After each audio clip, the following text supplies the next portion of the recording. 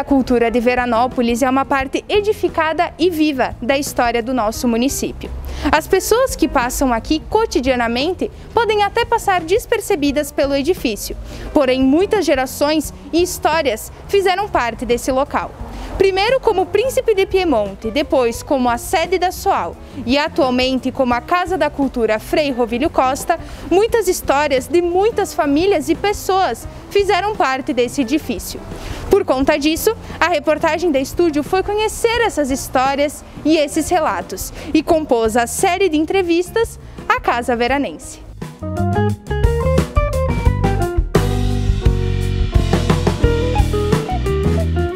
Para iniciarmos a nossa série de entrevistas, conversamos com a Maria Salete e o Bernardo, eles que trabalham na Casa da Cultura Frei Rovílio Costa atualmente e que irão nos contar brevemente a história do local. Boa tarde, então, eu sou o Bernardo Bisato, sou funcionário do Museu Municipal de Veranópolis, graduado em História pela Universidade de Caxias do Sul e trabalho então aqui junto com a equipe do museu desde 2016, quando eu iniciei então como estagiário e posteriormente então a prefeitura me contratou na qualidade de cargo de confiança. Nesse momento então eu trabalho um pouco mais voltado para a gestão dos acervos, catalogação, inventariação, enfim, para, digamos assim, dar uma organização, né, mais sistemática para os acervos que o Museu de Veranópolis dispõe. Boa tarde a todos, meu nome é Maria Salete Martinelli, sou graduada pela UX de Caxias do Sul em licenciatura e trabalho na Casa da Cultura como responsável há quase 16 anos. Então, trabalhando um pouco com essa lógica, né, da história do edifício hoje que comporta a Casa da Cultura e o Museu Municipal, isso nos reporta então lá para o fim do século XIX, a todo o processo de, digamos assim, de construção do município de Veranópolis e da formação de duas sociedades italianas, né? Sociedades italianas e maçônicas, e que então vão se, digamos assim, a história dessas sociedades ela vai se imbricar com a própria história do município. E por que eu digo isso? Porque elas são sociedades que, além de promover a ajuda mútua, enfim, de promover uma assistência para os imigrantes que chegavam aqui, principalmente imigrantes italianos, elas também são sociedades eminentemente políticas, certo? Por isso que eu digo que elas se imbricam com a própria história do município. E a atuação dessas duas sociedades, num primeiro momento ela é de oposição, digamos assim, né, de confronto de interesses, mas que também em um dado momento elas vão optar por se juntar, né, para fortalecer a atuação das sociedades italianas e formar então a conhecida Società Príncipe di Piemonte. Ainda então uma sociedade italiana, isso por volta de 1898, por aí, né, já mais para os fins do século XIX, mas também, né, que vem agora então com uma projeção de atuação na sociedade. Então essa Società Príncipe di Piemonte, ela vai ter cinema, vai ter restaurante, vai ter teatro, enfim, ela vai ter uma, digamos assim, uma oferta cultural também para a sociedade ou para a elite, né, da época. E um pouco mais talvez pensando a questão do edifício, né, que está às nossas costas agora. Ele não é do século XIX, né? Ele é um edifício do século XX, da metade do século XX, mas que, como a maior parte dos edifícios aqui da nossa região, né, e por ser um edifício de porte, né, digamos assim, de grande porte para a época que ele foi construído, ele foi construído em partes, né? Ou seja, a primeira sede social dessas sociedades italianas era uma casinha pequenininha, né? Pequena. Bem rudimentar, e que com o passar do tempo e que essas sociedades foram adquirindo capital e, digamos assim, um certo prestígio social, elas também tiveram a necessidade de ampliar as suas dependências. Então foi ali próximo a 1910 foi construído o teatro, né? Não como ele está hoje, mas enfim, que ainda era de madeira, não era de alvenaria como ele é hoje, né? Ele tinha aquela parte de camarotes também, mas construído em madeira. Só mais tarde é que ele foi modificado então para alvenaria. Isso, e até a própria fachada dele não é, né, como ela é hoje. Como eu comentei, ele foi construído em partes, e a própria alvenaria também foi sendo agregada, né, como técnica construtiva em partes, porque todo ele era então de madeira. E também nós temos a construção, digamos, de um edifício um pouco mais requintado, né, assim, com técnicas construtivas mais requintadas em 1914, quando então o salão nobre e a fachada são construídas como interligadas, né, com um todo, e então passa, né, a ser um edifício completo de 2 andares em estilo eclético, com as insígnias e a bandeira da Itália, né, em sua fachada frontal, e que demarcavam então essa questão de ser uma sociedade eminentemente italiana e que tinha por objetivo, né, consta nos estatutos da Príncipe de Piemonte, a ideia então de promover o nome e o trabalho italiano no país que se hospeda, né? Então eles não se consideravam brasileiros, eles se consideravam italianos no Brasil. No Brasil. Mas isso tudo então durou pouco tempo, né? Digamos de 1914 a 1937, quando nós temos o golpe do Estado Novo durante o governo Vargas, né? E aí então nós temos a instauração de uma ditadura civil, onde o ente, né, brasileiro, a cultura brasileira, ela é delegada à herança lusitana. Então essa sociedade vai trocar de nome. Ela passa a se chamar Sociedade Alfredo Chavense, em referência ao nome do nosso município naquele momento, por ser ainda então Alfredo Chaves, e ela tem que remodelar os seus estatutos. E esses estatutos vão dizer o quê? Que ela é uma sociedade de caráter eminentemente cultural e social, certo? Que promove ações na sociedade voltadas à cultura.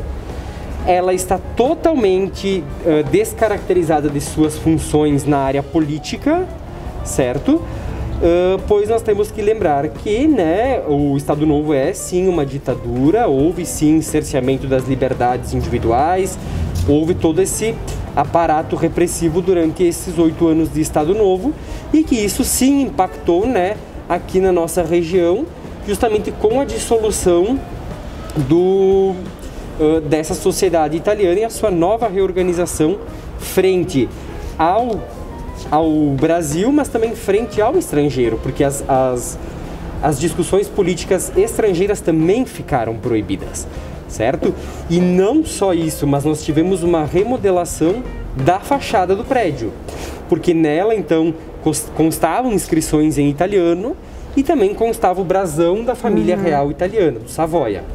Ou seja, entre 1940 e 1945, a fachada foi reconstruída em estilo Art Deco, certo? Bem característico do Brasil dos anos 40, com linhas retas, geométricas, abandonando então aquele estilo eclético que buscava então referências na Itália renascentista, certo?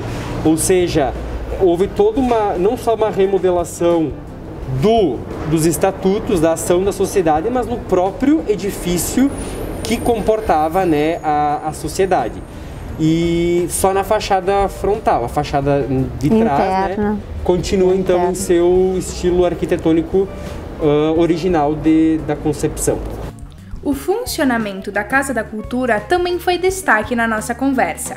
Maria Salete e Bernardo contaram um pouco sobre as atividades desenvolvidas no local, bem como os desafios dos museus atualmente. No ano de 1998, no centenário de emancipação política do município, a Casa da Cultura ela foi adquirida pelo governo municipal e foi entregue então como Casa de Cultura. Nesse mesmo período foi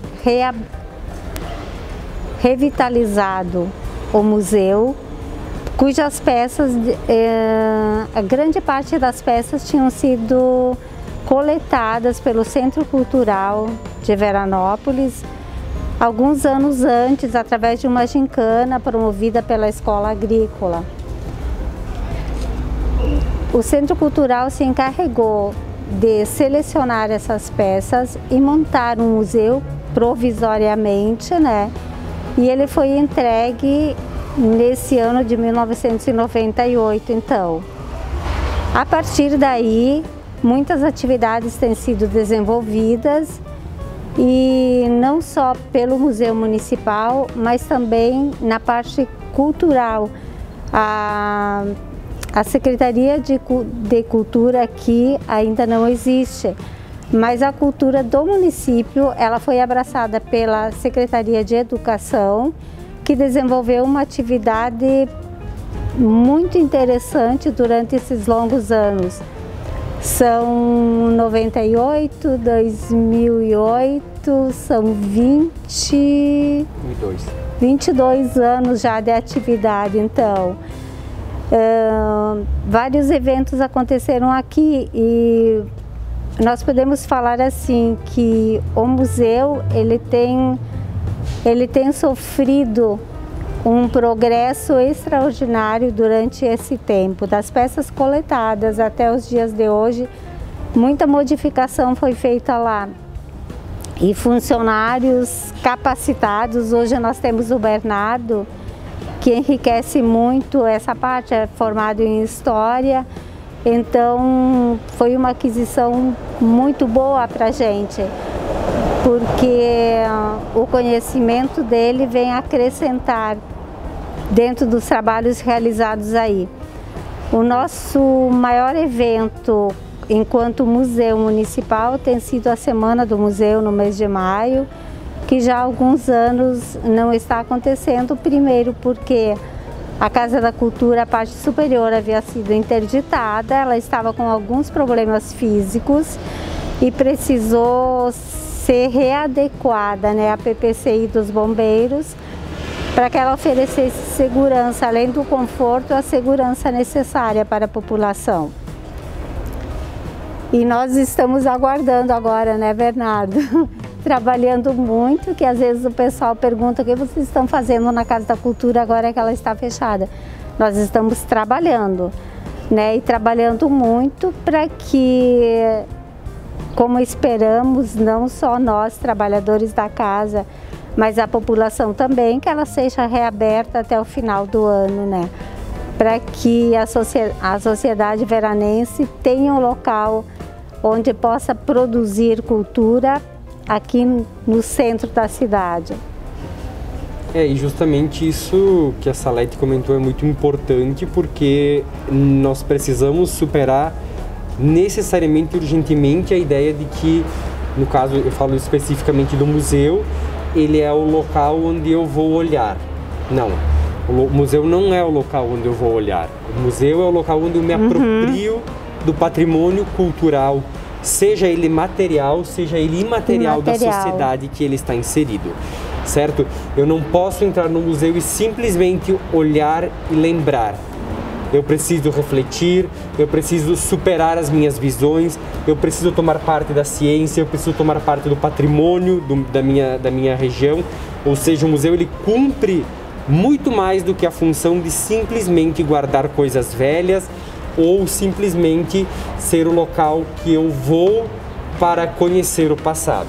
São inúmeros os desafios, né, que os museus têm, não só, né, na sua trajetória, né, ou de 22 anos que tem o nosso museu, mas também para o futuro, né, se nós pensarmos que o mundo capitalista produz muito industrialmente, e como nós vamos, enquanto museu, enquanto instituição, né, que essencialmente acumula coleções, nós vamos lidar com essa enxurrada de coisas que vão chegar nos museus. Enfim, existe todo um trabalho conceitual que precisa ser feito nos museus e que não pode ser feito sem a participação de quem é realmente dono do museu, que é a população. Não é o prefeito, não somos nós que trabalhamos aqui, nós somos instrumentos que viabilizamos o museu. Mas quem tem o direito de se apropriar, quem tem o direito de participar do museu e tem o direito de dizer o que é patrimônio da nossa cidade é a nossa população. É a sociedade. Então, isso que eu acabo de dizer pode ser até, digamos assim, uma provocação, né, uma intimação de que a sociedade, sim, precisa se apropriar do que é o seu patrimônio cultural.